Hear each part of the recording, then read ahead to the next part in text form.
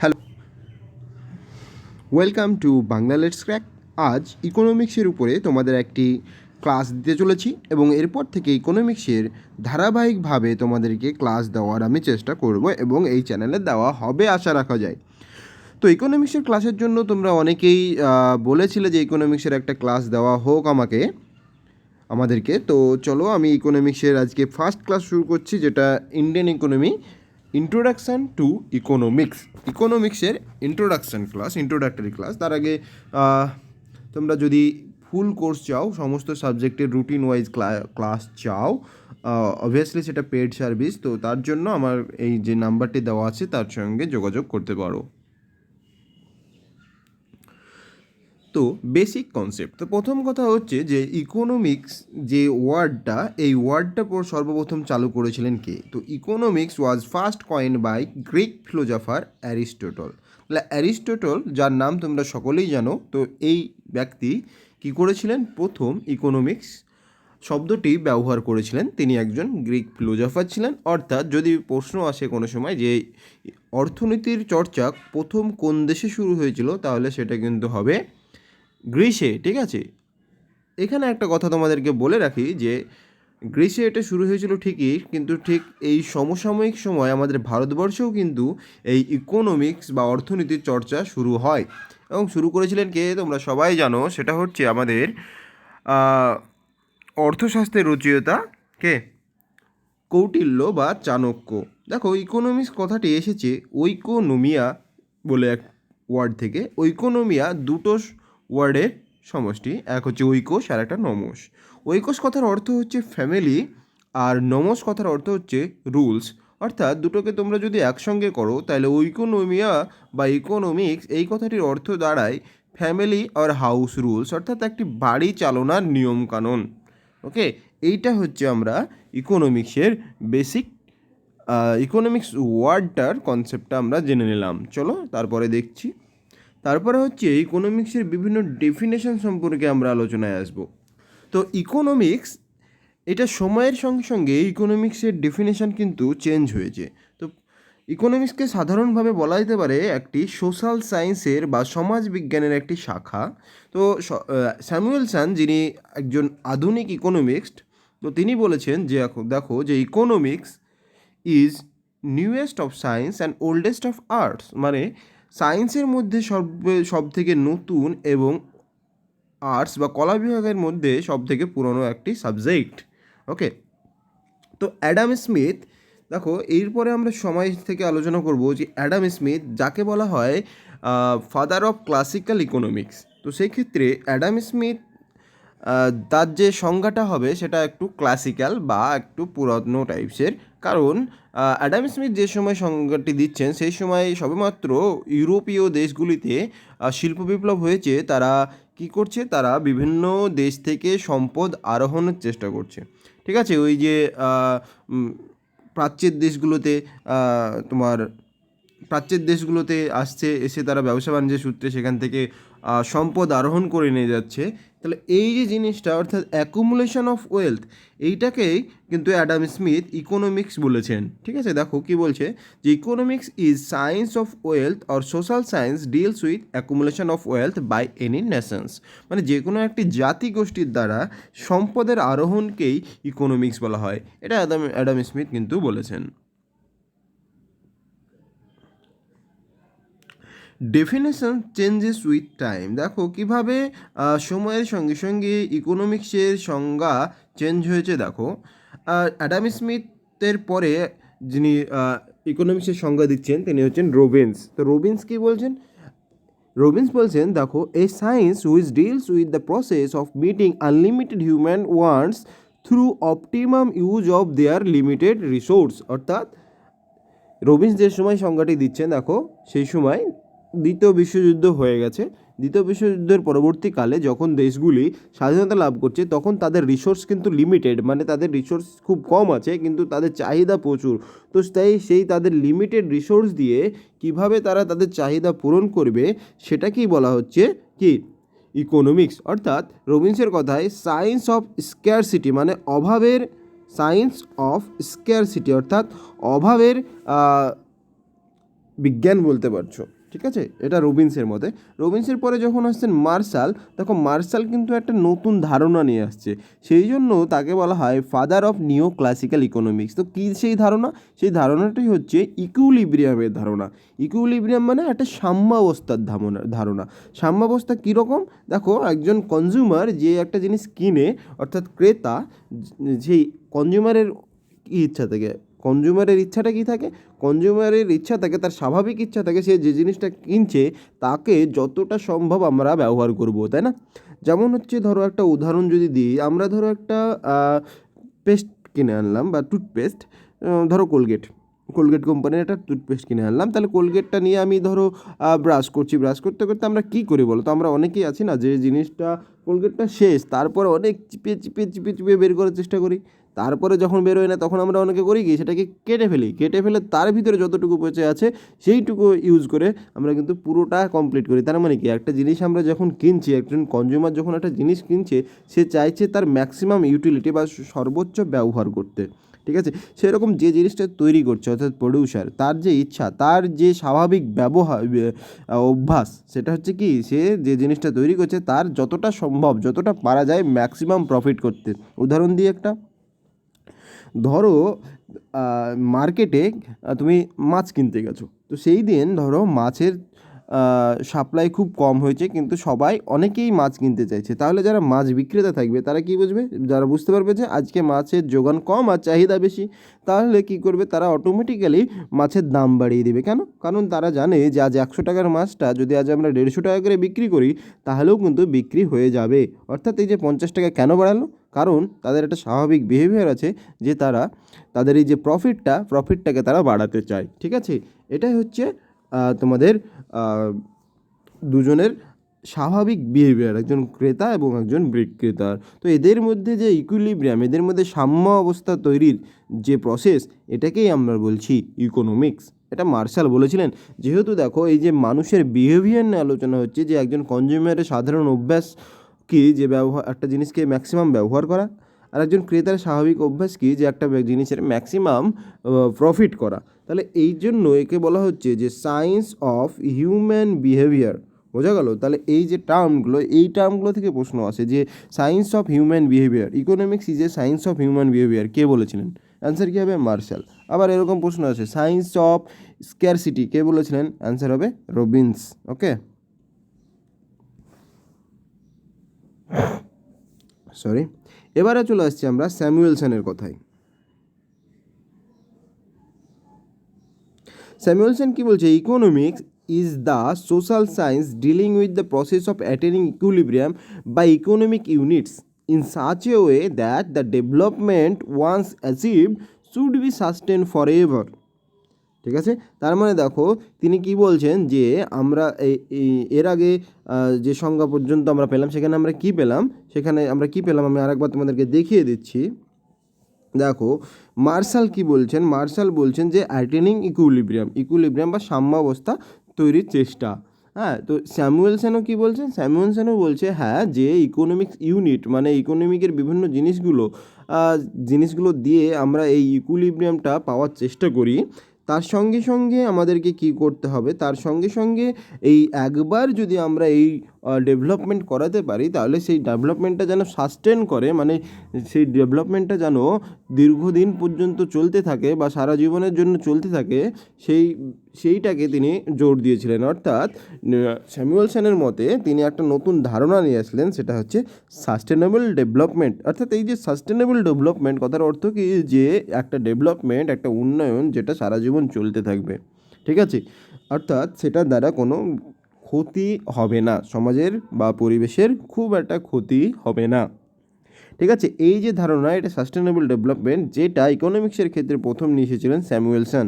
সেই জন্য স্যামুয়েলসন বলেছিলেন কি, আমি ক্লাসটা শুরুর প্রথমেই বলেছিলাম যে ইকোনমিক্স ইজ যে newest of science and oldest of arts. মানে এই যে আর্টসের ধারণা, সেটা অ্যাডাম স্মিথের সময় থেকে চলে আসছে, কিন্তু এই যে সায়েন্সটা মানে কি, সাস্টেনেবল ডেভেলপমেন্ট করতে হবে, তার জন্য সায়েন্স লাগবে, এই যে ধারণা, এটা নিয়ে এসেছিলেন স্যামুয়েলসন, ঠিক আছে? এইভাবে কিন্তু ইকোনমিক্সের সংজ্ঞার চেঞ্জ এসেছে সময়ের সময়ে।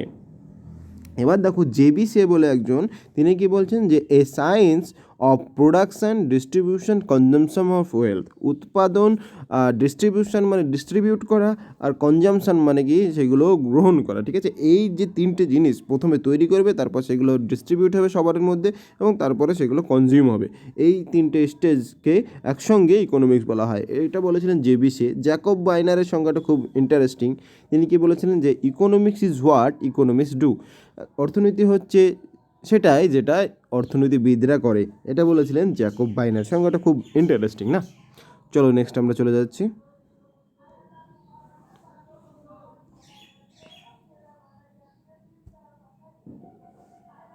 ওকে, এইবারে আমাদের একটু বেসিক কনসেপ্ট ক্লিয়ার করে নিই, সেটা হচ্ছে ইকোনমি আর ইকোনমিক্সের মধ্যে পার্থক্য।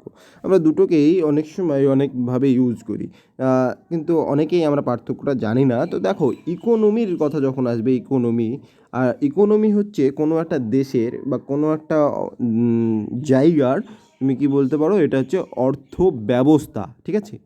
হ্যাঁ, এটাকে আমরা বলতে পারবো সিস্টেম। সেখানকার যে সিস্টেম সেটাকে আমরা ইকোনমি বলবো। আর ইকোনমিক্স হচ্ছে একটা সাবজেক্ট, যেমন বিজ্ঞান আছে, ম্যাথ আছে, জিওগ্রাফি আছে, সেরকম ইকোনমিক্স হচ্ছে একটা সাবজেক্ট।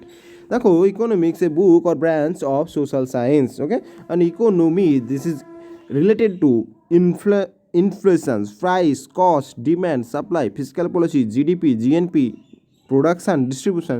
এই যে টার্মগুলো যারা জানো না, আমাদের পরবর্তী যে ক্লাসগুলো আসবে সেই ক্লাসগুলোতে অবভিয়াসলি এইগুলো নিয়ে বিস্তারিত আলোচনা হবে। যেমন কি ইনফ্লেশনের পুরো চ্যাপ্টার হবে, যেটা দুটো থেকে তিনটে ক্লাসে কভার হবে, একটা ক্লাসে কভারই সম্ভব নয়। তারপর জিডিপি, জিএনপি, ন্যাশনাল ইনকামের সময় এইগুলো আলোচনা হবে। ফিসক্যাল পলিসি আলাদা ক্লাস।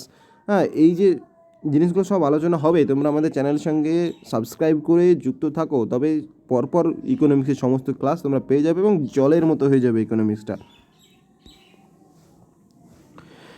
নেক্সট, যেটা এইখান থেকে অনেকগুলো প্রশ্ন আসে যে ফাদার অফ ডিফারেন্স ইকোনমিক্স, বিভিন্ন ইকোনমিক্সের ভাগের এক একটি করে ফাদার বা স্রষ্টা সৃষ্টি করে রাখা হয়েছে, সেগুলো দেখো। যেমন হচ্ছে father of economics or classical economics or political economics, তিনটেরই একসঙ্গে হচ্ছে অ্যাডাম স্মিথ। তারপরে হচ্ছে father of neo classical,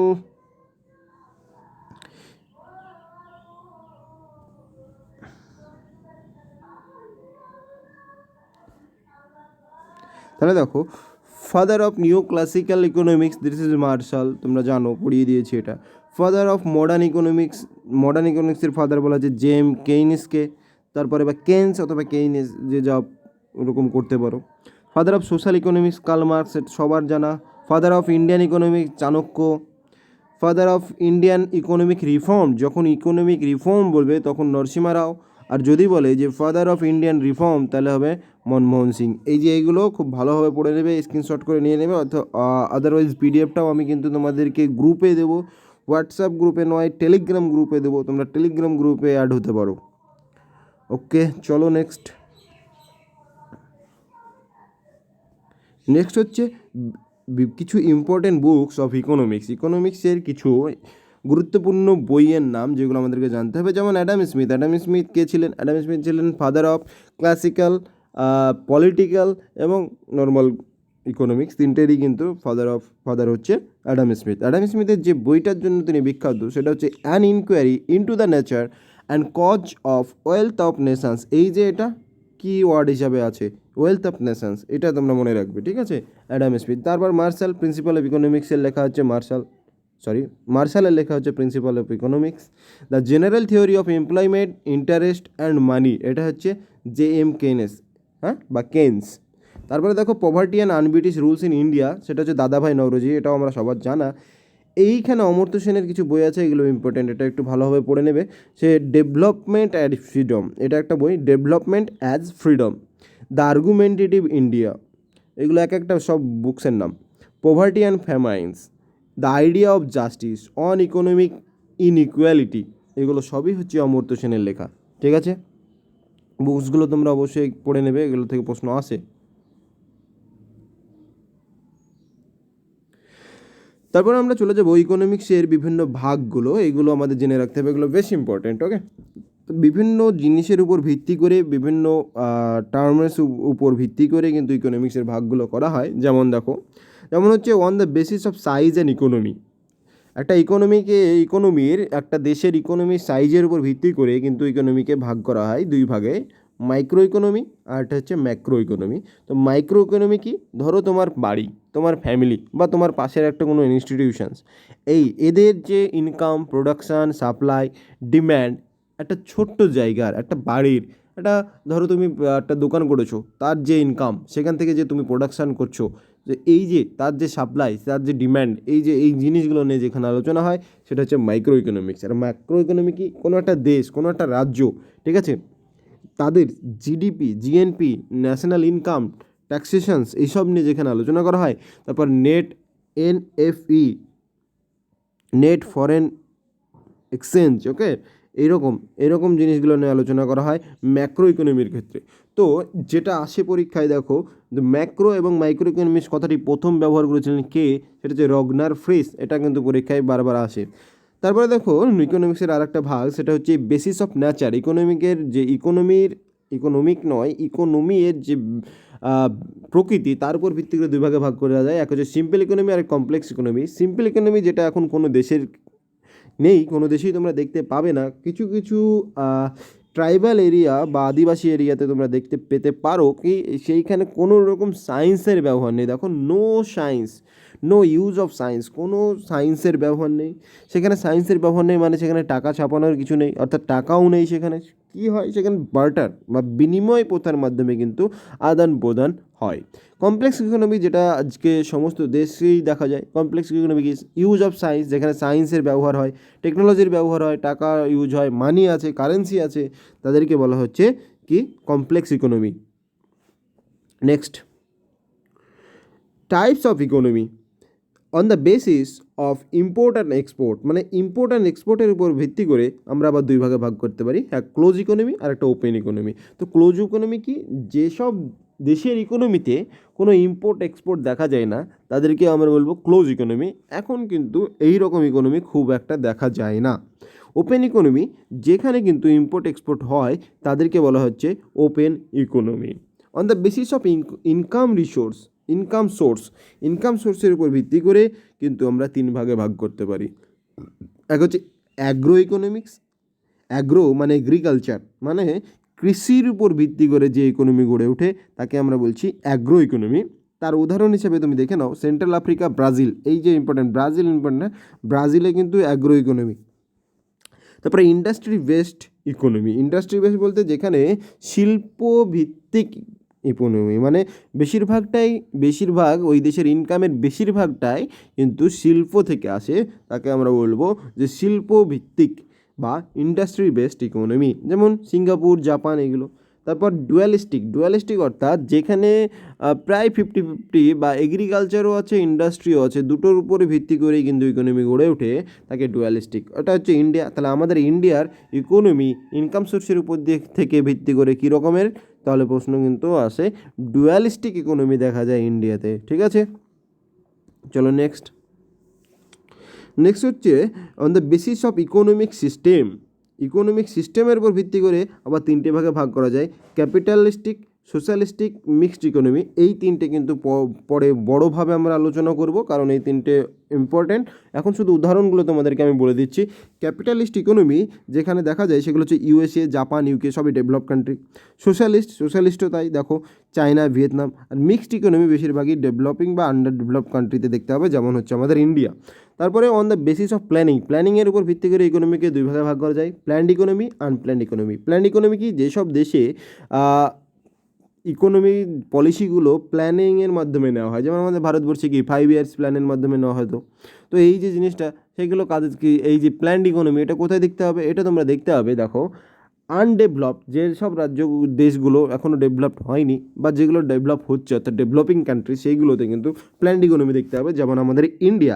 unplanned economy, দেখো economic decision taken on the basis of the market and current economic situation, অর্থাৎ বাজার দর নিয়ন্ত্রিত হয় এই আমাদের মার্কেটে যে ডিম্যান্ড এবং সাপ্লাই থাকছে তার উপর ডিপেন্ড করে।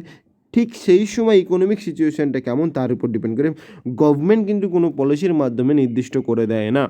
এইগুলো ডেভেলপ কান্ট্রিতে আনপ্ল্যান্ড ইকোনমি তোমরা দেখতে পাবে, যেমন হচ্ছে জাপান এবং ইউএসএ।